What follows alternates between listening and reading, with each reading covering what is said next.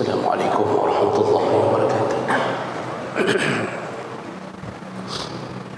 Alhamdulillahirabbil alamin.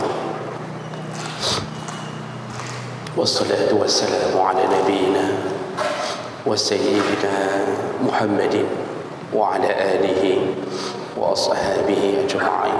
Amma ba'd. Rabbi shrah li sadri wa yassir li amri wa hlul 'uqdatam min lisani yafqahu qawli. Segala puji bagi Allah, kemudian salawat dan salam kepada Rasulullah, pada keluarga dan seluruh sahabat-sahabatnya. Bapak Ibu jamaah salat maghrib dan Aisyah yang Allah muliakan insyaAllah, setelah selesai kita membahas tentang beberapa hadis seputar silaturahim, pada malam ini insyaAllah kita masuk ke dalam bab yang baru, yaitu tentang kemuliaan ketika diberikan anak perempuan oleh Allah Subhanahu wa taala.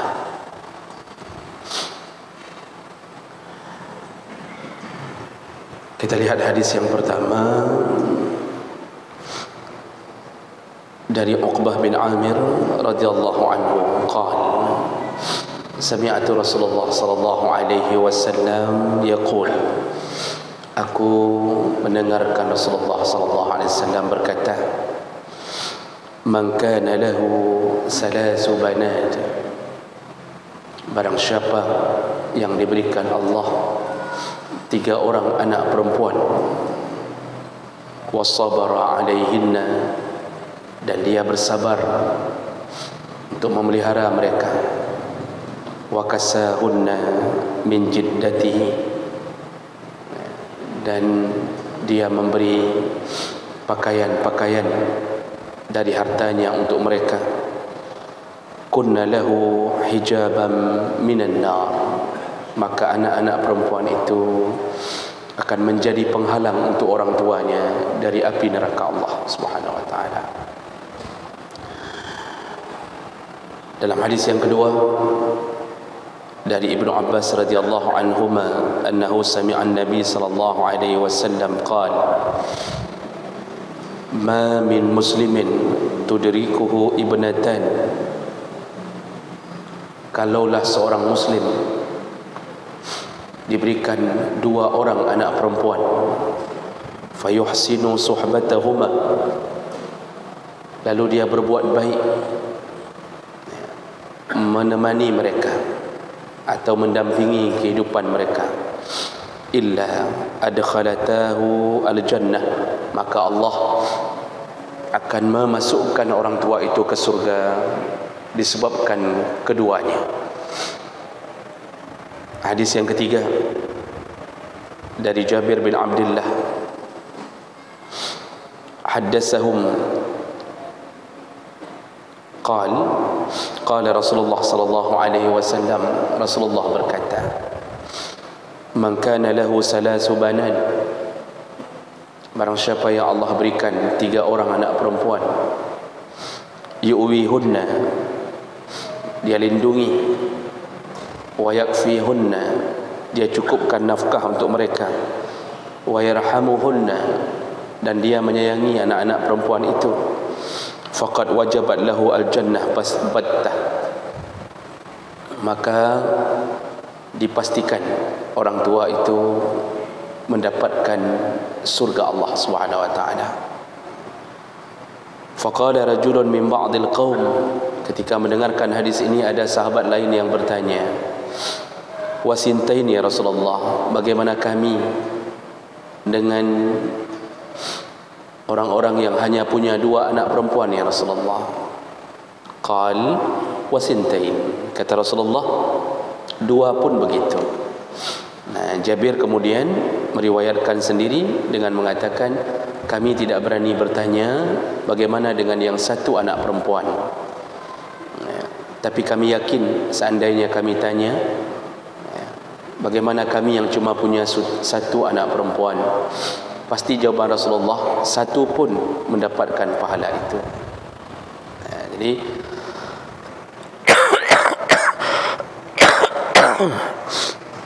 Jemaah yang Allah muliakan, hadis ini membicarakan keutamaan memiliki anak perempuan. Dalam 3 hadis yang kita bacakan tadi, ada beberapa perkara yang menjadi faedah atau hikmah bagi kita. Yang pertama, anugerah Allah yang bernama anak itu wajib disyukuri. Anak itu salah satu pemberian terindah, dan dia menjadi lebih indah ketika dia jadi pembela kita di hari kiamat dan jadi penerus kebaikan kita. Nabi Ibrahim, Nabi Zakaria merindukan anak di masa tuanya, dan itu bertujuan untuk meneruskan kebaikannya. Maka mereka bermohon-mohon kepada Allah agar diberikan keturunan, dan Allah berikan. Dan kedua Nabi itu Allah berikan anak laki-laki. Jadi yang pertama yang patut kita camkan adalah apapun anak yang diberi oleh Allah itu baik, dan jangan takut dengan rezeki Allah. Allah mengatakan wala taqtulu auladakum khasyata imlaq. Janganlah engkau membunuh anak perempuan, janganlah engkau membunuh anak-anakmu karena takut menjadi miskin. Allah menegaskan nahnu narzuqukum, kami yang memberimu rezeki, wa iyyahum, dan juga kami berikan kepada mereka. Kami tidak memintamu untuk memberi rezeki. La nas'aluka rizqan, tapi kamilah. Maka di setiap tubuh anak kita yang lahir itu ada rezeki yang telah ditetapkan oleh Allah. Makanya orang tua kita dulu mengatakan banyak anak banyak rezeki, itu benar. Walaupun orang tua kita dulu tidak tahu mana dalilnya, tapi yang mereka katakan benar, sesuai dengan dalil. Di setiap nyawa dari anak kita itu ada rezeki untuknya. Namun selama dia masih di dalam asuhan orang tuanya, maka rezeki itu Allah timpakan ke orang tuanya, Allah cukupkan. Jadi makin le anak, makin le rezekinya betul. Di samping itu Rasulullah suka, wa inni mukathirun bikumul umam, kata Rasulullah. Sebelumnya hadis itu berbunyi tazawwaju al-walud wal-wadud. Nikahilah perempuan-perempuan yang subur dan penuh dengan kasih sayang. Jadi kalau disuruh mencari istri, cari yang subur dan penuh kasih sayang. Cuma mana mungkin kita tes calon istri kita satu-satu subur atau tidak. Maka lihat dari turunannya, cari turunan yang leana. Cari, lihat gen-gen yang banyak anak. Tapi rata-rata istri insya-Allah Allah berikan. Kalaupun ada yang Allah tahan 5 tahun perkahwinan belum ada, 10 tahun perkahwinan, atau ada yang sampai meninggal tidak diberi anak oleh Allah, maka itu menjadi salah satu ujian Allah untuknya. Maka Allah akan gantikan kesenangan itu di surga nantinya. Maka Bapak Ibu yang Allah muliakan, ini hikmah pertama bahwa anak itu adalah anugerah yang terindah untuk kita. Kita hari ini mengeluh ketika anak kita bandel, anak kita badan, anak kita sering minum obat bodrek yang membuat kita sakit kepala gara-gara dia. Anak kita menyemakkan rumah kita. Kita mepep-pep terus-terusan. Kita merepet terus-terusan. Dia campak anduk di sana, dia campak baju di sana. Setelah dia main tidak diatur kembali. Tapi ketahuilah, di balik mepep-pepnya kita itu ada orang-orang yang belum diberikan anak oleh Allah, merindukan supaya rumahnya semak. Mereka rindu agar ada yang mencampak-campakkan anduk dalam rumah. Mereka rindu agar ada yang membuat nasi bertebaran di atas lantai. Mereka sedih lihat rumah kita kok ada anak-anak yang membuat ribut. Mereka ingin mendengar suara ribut. Maka syukurilah. Ya. Makanya ketika kita mendapatkan anak, syukur itu akan membuat kita tahu batasan. Apapun yang terjadi pada anak kita, jangan caci. Ya, Rasulullah mengatakan wala tad'u li auladik. Janganlah engkau mendoakan yang buruk-buruk untuk anakmu. Jangan ketika sedikit mendapatkan kesalahan anak, lalu kita mencaci dalam doa kita. Kita katakan anak palih, anak kurang ajar, anak abui, anak jin. Padahal kitalah bapaknya jin, bapaknya abui, bapaknya si palih, bapaknya kurang ajar. Kita itu sabar saja. Pulangkan kepada keadaan kita dulu waktu kecil lebih batat daripada dia. Tapi orang tua kita yang punya anak 15 orang hidup semuanya dalam kesabaran. Raya geroi mandu. Dan hari ini kita sudah baik-baik berbakti semuanya. Maka begitulah anugerah itu jangan disesali. Masalah batat sedikit itu hal biasa. Itulah dunia anak-anak. Makanya anak-anak itu kan tidak sehat akalnya, tidak sempurna akalnya. Buktinya kita pukul, kita tampar, kita cubit. Ketika dia menangis, yang dia panggil kita lagi yang mencubitnya. Kan bangai. Kita ditampar orang, Pak. Apakah kita akan berlindung kepada orang yang tampar? Tidak. Paling muncul sifat dendam, bengih. Kita ingin membunuhnya kembali, kita ingin menamparnya kembali. Tapi anak-anak dicubit, ditendang oleh ayahnya. Kemudian ketika nangis dia memeluk ayahnya. Ketika tidur dia peluk ayahnya. Setelah kita tampar, setelah kita pukul, tidak sehat akalnya. Maka ketika tidak sehat akalnya, kita pun jangan sampai sama. Jangan sampai akal kita pun tidak sehat. Sehatkan pikiran. Itu anak tidak sempurna akalnya. Makanya dalam jual beli pun tidak sah jual beli dengan anak-anak. Itu penjual-penjual kerak telur, penjual-penjual bonbon, permen. Kalau dalam hukum jual beli, itu kan ada syarat. Rukun ada penjual, ada pembeli. Syaratnya apa? Penjual dan pembeli harus berakal baligh. Sahkah jual beli dengan anak-anak? Tidak sah sebenarnya. Harus didampingi oleh orang yang baligh.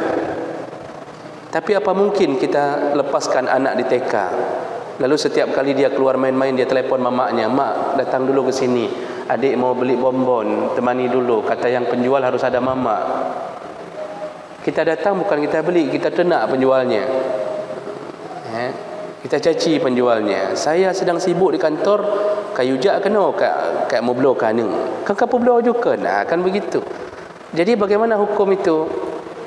Sebenarnya tidak sah. Namun dimaafkan, ma'fu anhu, itu perkara ma'fu anhu, termaafkan selama yang dibeli perkara-perkara kecil, 1.000, 500, 2.000. Kalau kena tipu 500. Misal ditipu sama penjual, ditipu 500, Pak. Pulang anak, kita tanya, "Mana uang 5.000 tadi nak?"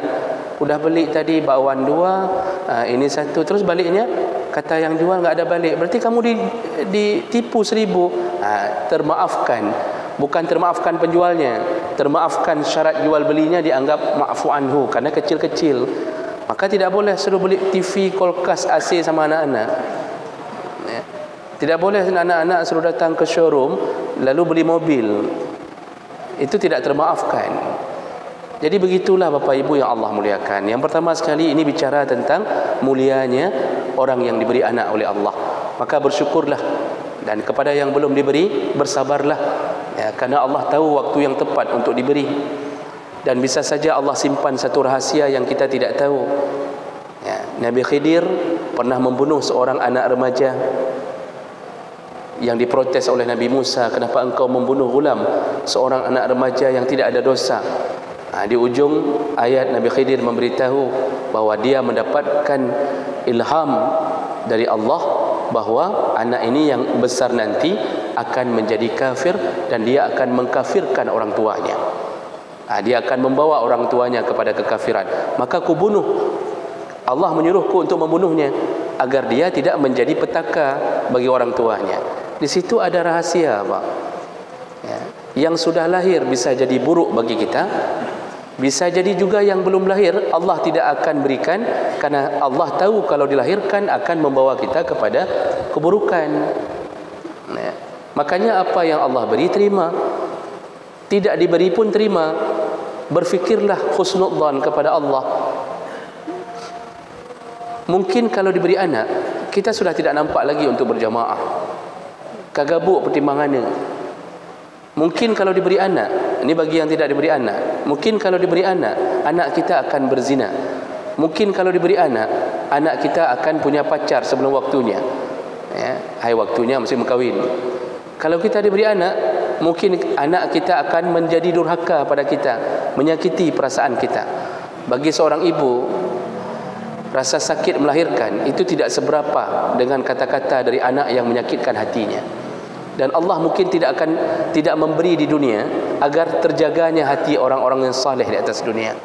Makanya ketentuan itu Allah yang tahu, rahasia itu Allah yang tahu. Wa asa an takrahu syai'an wa huwa khairul lakum. Engkau membenci suatu keadaan padahal itu baik bagimu.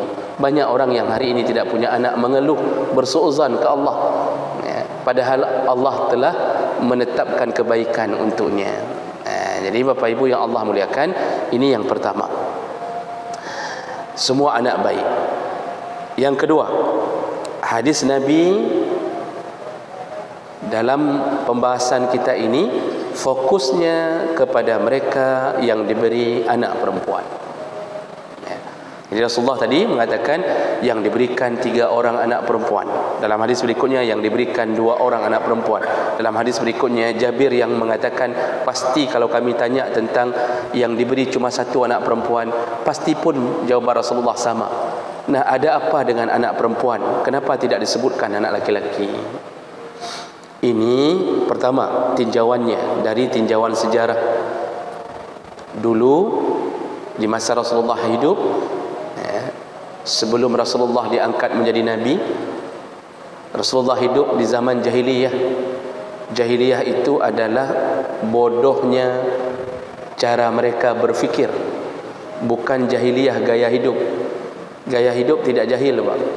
Mereka pintar, mereka bisa buat berhala bagus, mereka bisa buat roti, mereka tahu cara untuk melakukan yang membuat bangunan-bangunan bisa. Jadi cara berfikir yang jahiliyah. Salah satu kebodohan mereka, mereka menganggap anak perempuan tidak berguna. Begitu bangganya kalau lahir anak laki-laki, karena anak laki-laki dianggap pembela keluarga, penerima warisan. Dia yang bisa dijadikan andalan kalau ada serangan untuk keluarga. Dia yang bisa diutus menjadi pasukan perang. Dia yang membawa nama baik keluarganya. Begitu bangganya orang jahiliyah kalau diberikan anak laki-laki. Sebaliknya, begitu malunya mereka, ya, begitu terpukulnya hati mereka kalau yang lahir adalah anak perempuan. Karena dalam pikiran mereka, anak perempuan itu pertama, hanya bisa menghabiskan harta orang tuanya. Yang kedua, tidak ada harapan untuk membela keluarga. Yang ketiga, bisa saja dia hanya menjadi penghibur laki-laki. Kemudian, dia ujung-ujungnya dianggap memalukan keluarga. Begitu tanggapan mereka terhadap anak perempuan. Padahal istri mereka perempuan, ibu mereka perempuan, tapi karena jahiliyah, ya, jahil cara berfikir, mereka fikir dengan membunuh anak perempuan. Mereka fikir mereka telah mendapatkan kebenaran, padahal mereka mau berfikir yang sedikit maju saja. Mereka lahir dari rahim perempuan. Bagaimana seandainya anak-anak perempuan ini dibunuh? Dan mereka membunuhnya, ya, mereka membunuhnya. Jadi Allah katakan dalam surat An-Nahl, wa idza busyira ahaduhum bil unsa, ketika dikabarkan oleh bidan, Nah, ini bidan. Ya, dikabarkan oleh bidan bahawa yang lahir adalah unsa, anak perempuan. Unsa, bukan khunsa. Kalau khunsa banci. Ketika dikabarkan di masa jahiliyah yang lahir adalah anak perempuan, apa yang terjadi? Dhalla wajhuhu muswaddan wa huwa qadhim. Langsung orang tuanya wajahnya berubah, warnanya menghitam, dan mereka merasa marah sekali. Kenapa anak perempuan yang lahir? Dan apa yang mereka lakukan berikutnya? Mereka bungkus dengan kain, lalu mereka gali kubur dan ditanam dalam keadaan hidup-hidup. Ditanam dalam keadaan hidup-hidup. Karena malunya diberikan anak perempuan oleh Allah. Makanya Allah mengatakan di akhirat nanti, wa izal mau'udatu su'ilat bi ayyi zambin qutilat. Ketika nanti seluruh anak perempuan yang pernah dikubur hidup-hidup dibangkitkan kembali oleh Allah, lalu ditanya, kenapa kalian dibunuh? Nah, di situlah si pembunuh, yaitu ayah-ayah mereka dulu, harus bertanggung jawab di hadapan Allah Subhanahu wa taala. Ya. Nah, ini sejarah menyebabkan Nabi SAW sebagai utusan Allah, dengan izin Allah merubah keadaan itu. Maka muncullah hadis-hadis untuk mengangkat derajat perempuan. Ya. Maka siapakah yang mempelopori emansipasi wanita pertama? Rasulullah. Kalau tidak diangkat oleh Rasulullah, akan menyebar keburukan, seakan-akan perempuan tidak berguna. Sekarang saja kita banyak melakukan penghinaan terhadap perempuan. Kita menganggap perempuanlah orang yang kedua, tidak layak kita hormati. Dulu di masa jahiliyah, Pak, anak perempuan yang sudah duluan lahir dewasa, isteri-isteri saja. Padahal isteri dia, kalau datang waktu haid, datang waktunya haid, mereka dibuatkan kandang di belakang rumah. Jadi ada satu seperti kandang dimasukkan ke belakang itu. Itu dilarang menginjak rumah karena dianggap kotor. Dan mereka dipakaikan gelang khusus, gelang tanda orang haid, supaya kemana mereka pergi, orang kalau lihat gelang itu sedang ada di tangannya, maka orang akan menundukkan matanya, tidak memandang mata orang haid. Dianggap apa? Matanya mata iblis. Dianggap mata iblis. Jadi terhinanya orang yang haid. Padahal begitu Nabi datang, Allah mengklirkan masalah ini. Apa kata Allah? Yas'alunaka 'anil mahid qul huwa azan fa'tazilun nisaa fil mahid. Nah, kalau engkau Muhammad ditanya oleh orang-orang jahiliyah tentang mahid, yaitu perempuan yang sedang mengalami haid, qul huwa azan, katakanlah mahidnya yang kotor, bukan haidnya yang kotor, mahidnya. Mahid itu tempat darahnya, ya, darahnya yang kotor.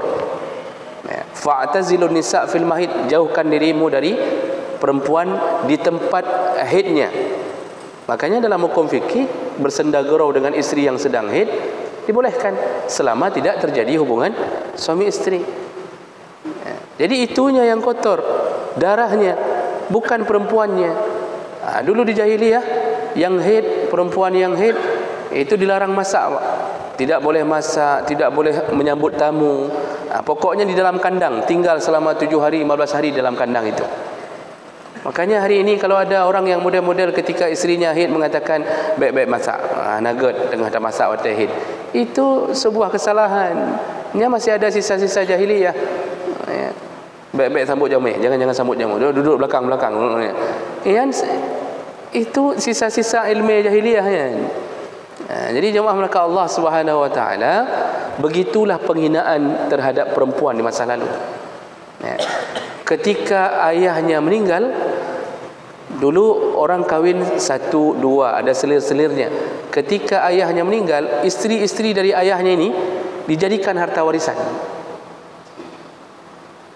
Istri dijadikan harta warisan, direbut oleh anak-anaknya sendiri. Jadi anak merebut ibu tirinya, nyok kelung, yang maknya kelung, dijadikan istrinya. Subhanallah. Begitu buruknya perilaku mereka. Di sinilah kemudian diangkatlah derajat perempuan. Rasulullah kemudian mengatakan kepada orang-orang yang sudah mulai mengenal Islam, yang mempunyai 3 orang anak perempuan. Dia mulai dengan kalimat 3. Itu maksudnya perjuangan untuk yang 3 lebih. Nanti yang 2 pun dapat, yang 1 pun dapat. Tapi dimulai dari yang 3, karena bahasa 3 dalam pemahaman bahasa Arab itu maksudnya anak perempuannya banyak, dia butuh perjuangan menghidupkannya. Terangkatlah derajat perempuan ketika Rasulullah mulai mengatakan mulianya orang yang diberikan anak perempuan.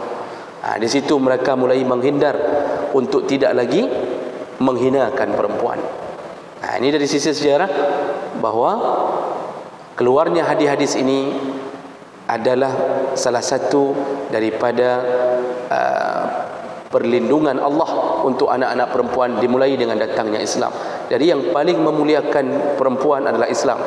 Ini semua yang hari ini mendengung-dengungkan bahwa Islam menghinakan perempuan, dengan mengatakan perempuan duduk di rumah, warisan untuk perempuan setengah dari laki-laki, kemudian perempuan harus berbakti ke suaminya, perempuan tidak boleh melawan suaminya. Itu didengungkan, Pak.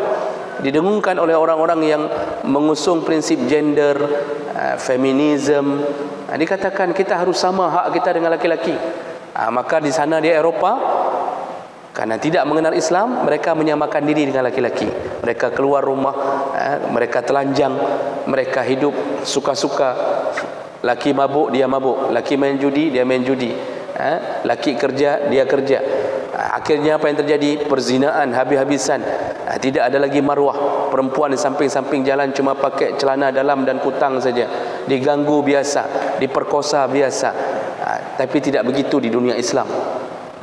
Yang dituduhkan hari ini bahwa perempuan dikungkung dalam Islam, itu Taliban waktu menguasai Afghanistan kemarin, itu fitnah terhadap mereka luar biasa.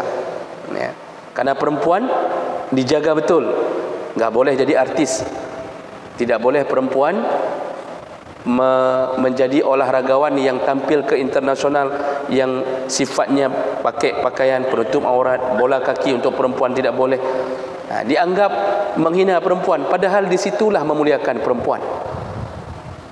Perempuan di dalam negara-negara Islam, Masya Allah, tidak diganggu kecuali yang suka diganggu. Bagaimana suka diganggu? Pakai baju ketat, seksi. Pernahkah seorang perempuan yang berjilbab baik, bagus, kemudian tiba-tiba begitu saja diganggu, diperli, diklekson, kemudian diangkut ke dalam mobil, diperkosa? Tidak, jarang sekali terjadi. Rata-rata perempuan yang diganggu, diperkosa, dizinai adalah dia yang tidak menghormati Allah di atas tubuhnya. Dia punya pacar, dia mau-maunya digendong di belakang pacarnya, mau-maunya dibonceng oleh orang yang bukan mahramnya, diuragam, menyoka kendang urinang.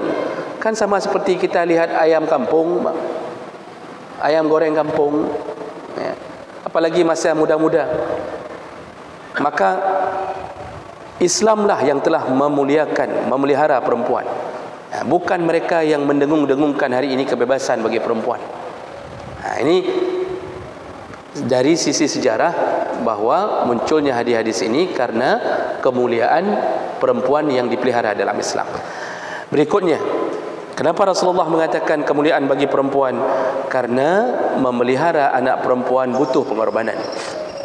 Butuh pengorbanan. Pertama, memelihara anak perempuan perlu cara, perlu politik, perlu ilmu. Tidak sama dengan melihara anak laki-laki. Perempuan itu punya sensitivitas. Dia sensitif, mudah marah, mudah menangis, mudah manja. Kalau dia sedikit salah kita perlakukan, dia akan lari. Makanya Rasulullah mengatakan istausu bin nisa'i khairan. Kalau engkau hadapi perempuan, nasihatilah dia baik-baik, kata Rasulullah. Kenapa? Li'annal mar'ah khuliqat min dhila'. Karena perempuan itu dicipta dari tulang rusuk. Ini awal penciptaan. Hawa dicipta dari tulang rusuk Adam. Bukan semua perempuan dicipta dari tulang rusuk kita. Jadi jangan berfikir di tubuh isteri kita ada tulang rusuk kita daripadanya. Ini awal penciptaan. Karena orang yang istrinya 4, itu berapa tulang rusuk yang sudah ambil? Kalau dia ceraikan 4, dia kahwin 4 lagi, 8 buah tulang rusuk kagak ada pada tubuh ni. Ini awal penciptaan. Apa kata Rasulullah? Dicipta perempuan dari tulang rusuk. Kalau tulang rusuk itu ciri-cirinya a'laha dhila', a'laha a'waj, ujungnya bengkok. Lama kelamaan dia terus membengkok. Maka tubuh kita ni Pak, ni terus membengkok. Semakin tua semakin kecil, semakin kecil. Nah, lalu Rasulullah mengatakan, kalau engkau meluruskannya dengan keras, dia patah. Tapi kalau engkau tidak pernah meluruskannya, dia bengkok. Begitulah politik menghadapi anak perempuan. Orang tuanya keras, dia patah. Orang tuanya ketika tahu dia melakukan satu kesalahan, ditamparnya, dipermalukan di depan umum, ya, dia patah Pak. Itu dia pasti lari. Dia pulang, ambil baju, ambil koper, lalu dia WA pacarnya, kita pergi. Dia keluar dari plafon, karena jendela ada jeruji besi. Dari plafon ni Pak, pacarnya menunggu di luar, lari. Lalu kita cari di koran, kehilangan anak. Padahal dia lari sendiri, bukan diculik. Itu akibat apa? Patah. Dia merasa tidak ada tempat perlindungan. Dia sudah salah. Yang salah siapa? Juga kita. Kenapa dia bisa pacaran? Kenapa dia bisa pakai baju seksi? Siapa yang membuat dia begitu? Guru dia kah? Berapa lama dia dengan gurunya? Pesantren tempat dia kah? Berapa lama dia di pesantren itu? Bersama siapa dia selama ini? Bersama orang tuanya. Mungkin kita terlalu sibuk siang malam mencari harta, tidak sempat menasihatinya. Atau kita pun begitu. Mungkin istri kita pun pacar yang ke-36. Ya. Lalu kita protes-protes sama anak, baik kami yang cewek, baik kami yang cewek. Kita 26 ro. Yang ke-26 yang nindang gedayo, Mak. Yang 35 sudah jadi isteri orang. Itu pun bangai semuanya ngambil, Mak. Yang 35 itu, yang kahwin dengan yang 35 itu bangai semuanya itu. Ya.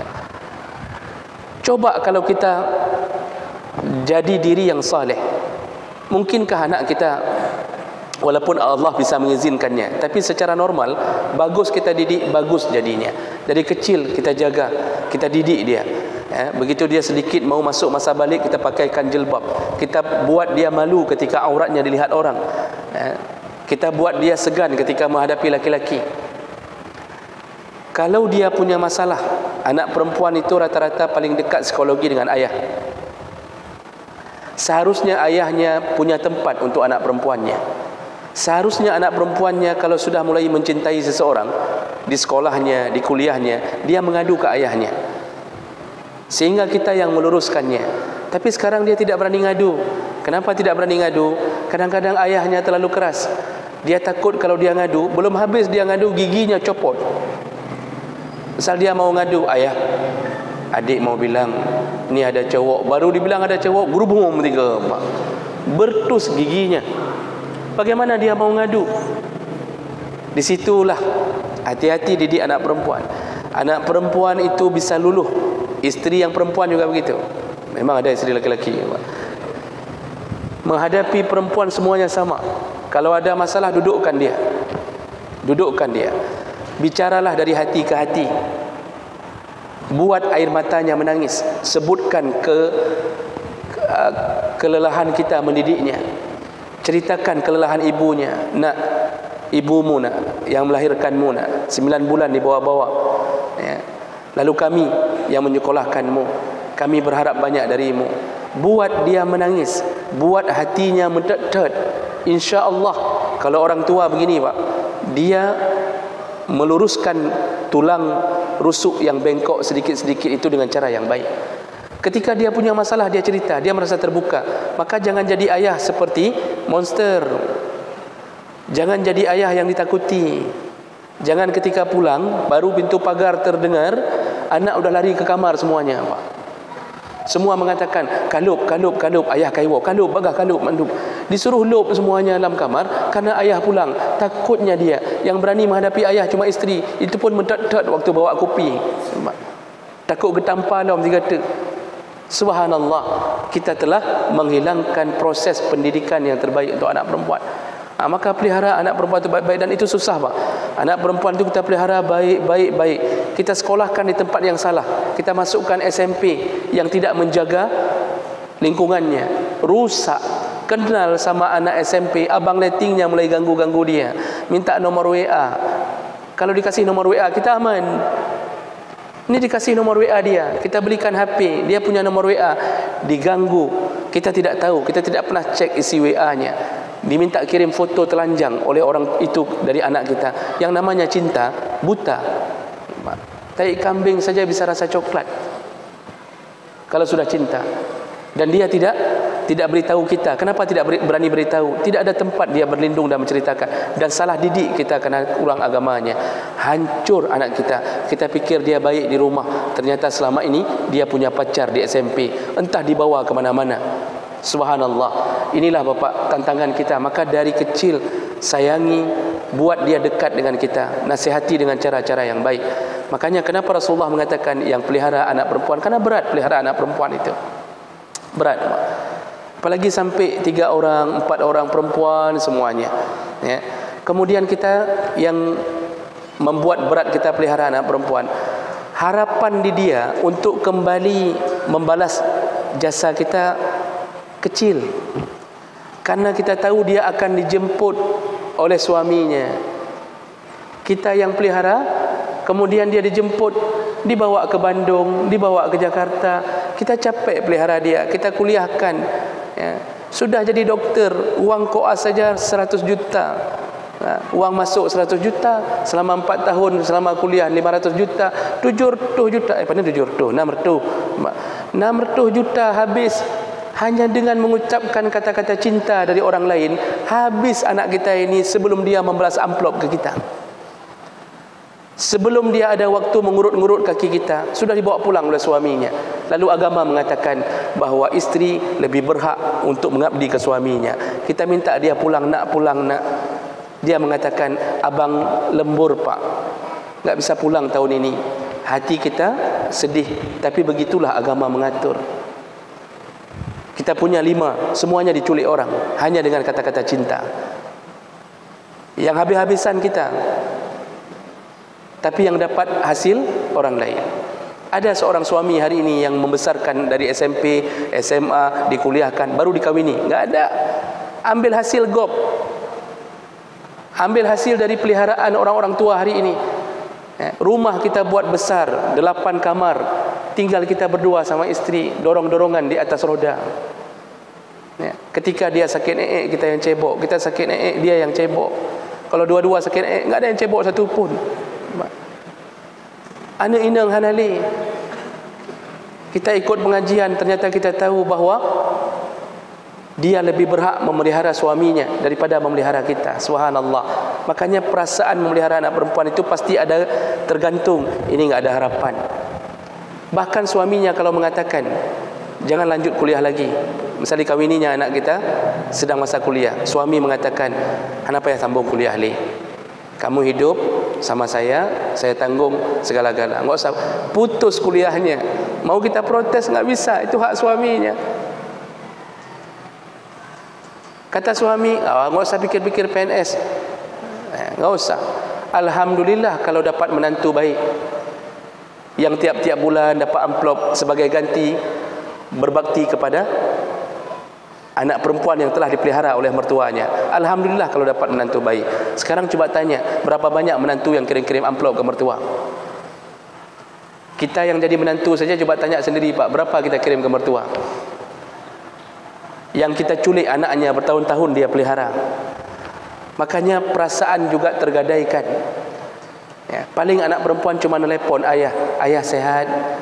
Kami di sini di Jakarta alhamdulillah PPKM level 5. Adik rindu sama ayah. Cuma itu saja, Mak. Tutup telefon.